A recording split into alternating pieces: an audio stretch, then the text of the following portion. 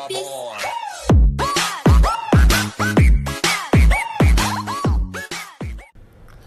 guys, selamat datang di channel Bang Gendul. Kalau kalian lihat tampilan wallpaper yang kayak gini, ini adalah custom ROM Durek.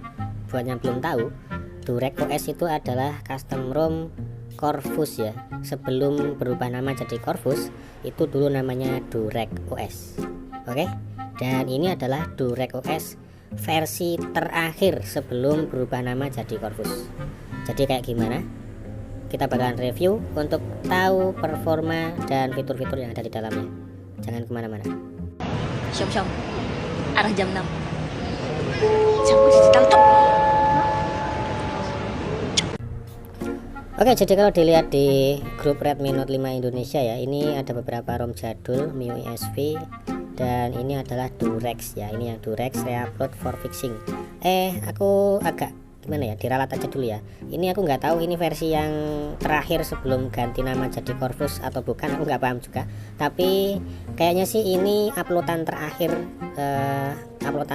di tahun 2020 ya untuk Dureknya. Setelah ini soalnya nggak ada Durek lagi guys. Dan kalian bisa lihat sendiri untuk changelognya itu banyak banget. Kalian bisa baca sendiri nantinya. Untuk link downloadnya aku taruh di deskripsi video ini ya. Dan di sini ada notice ROM not include gap, jadi kalian harus nyiapin gap sendiri. Untuk gap yang aku pakai nick gap yang basic. Kalau kalian mau silahkan ke channel telegramku, di berkas sudah aku taruh ada di situ guys. Terus di sini juga sudah di fix untuk MIUI kameranya, yang sebelumnya mungkin force close, di versi ini sudah sudah di fix. Dan untuk kameranya ini aku tes sih semuanya aman guys, nggak ada kendala. Mulai dari video ini ada slow mo sama time lapse, terus ada beauty juga, dan ini normal. Mulai foto, potret, square, panorama ini aku cek semuanya normal guys. Kalau untuk fiturnya di sini untuk kamera sound ini juga normal, waktu di disable dia diem. Untuk watermark sama stem ini khusus watermarknya aja. Kalau kalian pakai kernel bawaan dia kemungkinan nggak muncul guys. Tadi aku tes sih pakai kernel bawaannya dia nggak muncul. Habis itu aku ganti pakai Jagel V13 baru dia mau muncul untuk watermarknya. Cuman untuk fitur fingerprint shooter ini nggak ada di sini ya. Di bagian video menunya dia kayak gini, sudah ada image stabilization. Dan untuk video kualitasnya juga sudah support 60 fps dan ada 4K juga.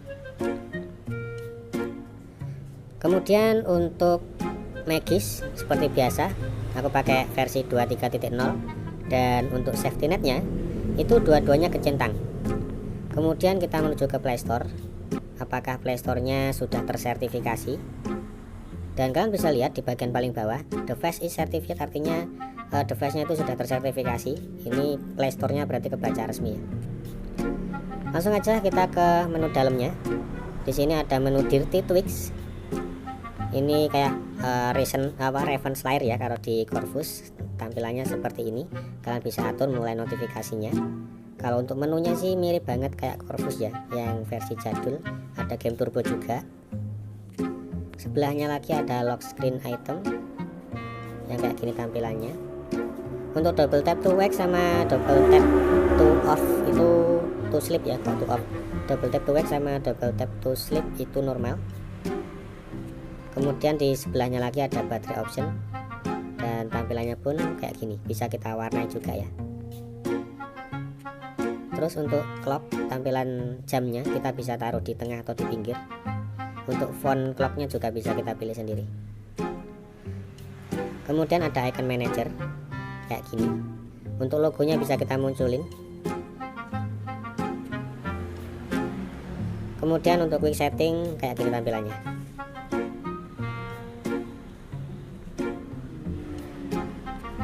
Next ada traffic indicator. Sebelahnya lagi itu ada tombol, kemudian navigasi. Kalian bisa ubah letak tombolnya di sini. Kemudian ada power menu. Udah ya. Kita back. Di bawahnya ada menu tema. Di bagian ini aku bikin standar aja. Untuk temanya nggak bisa kita bikin transparan ya guys. Cuman ada 4 pilihan doang. Biasanya kan ada clear untuk transparan, tapi ini nggak ada. Sekarang kita cek untuk jaringannya di preferred network type. Tentu aja sudah banyak pilihan guys.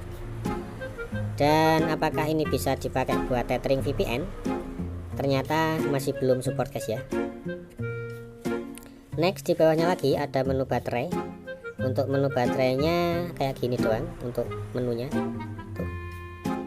Nggak ada pilihan thermal ya. Untuk thermalnya itu ada di Wired Part atau apa ya, Xiaomi Part, nanti bakalan aku tunjukin di bawah.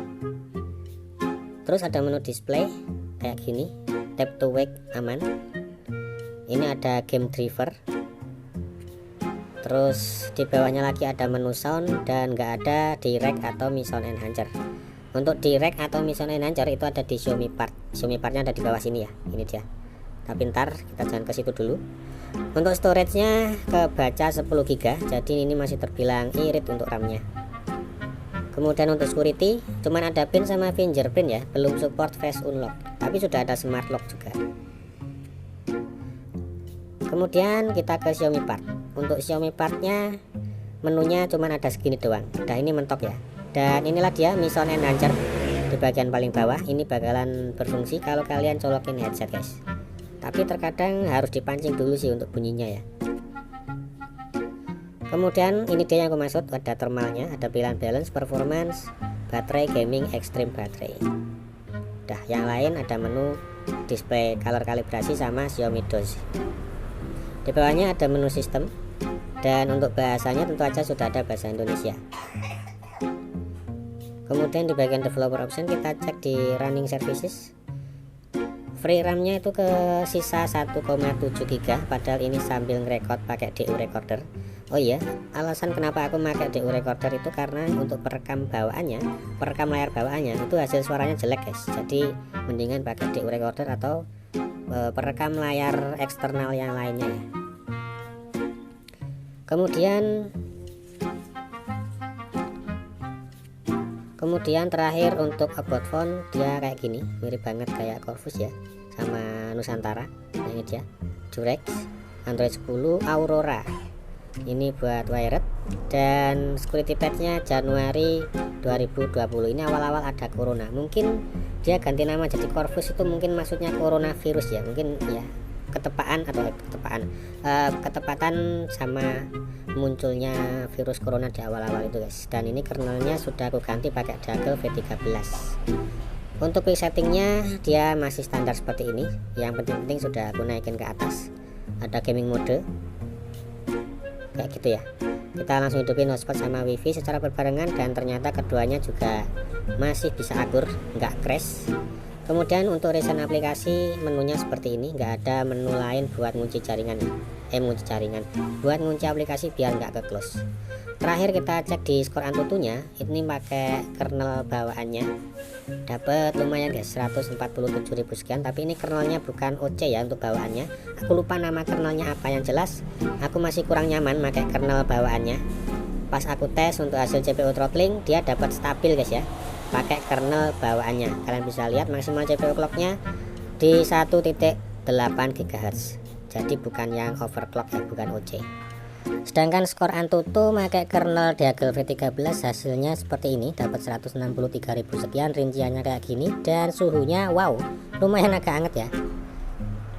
Sampai 45 derajat Celcius. Dan waktu dicek di verifikasinya ini kebaca autentik ya. Kemudian untuk hasil CPU throttling pakai Deagle itu hasilnya kayak gini.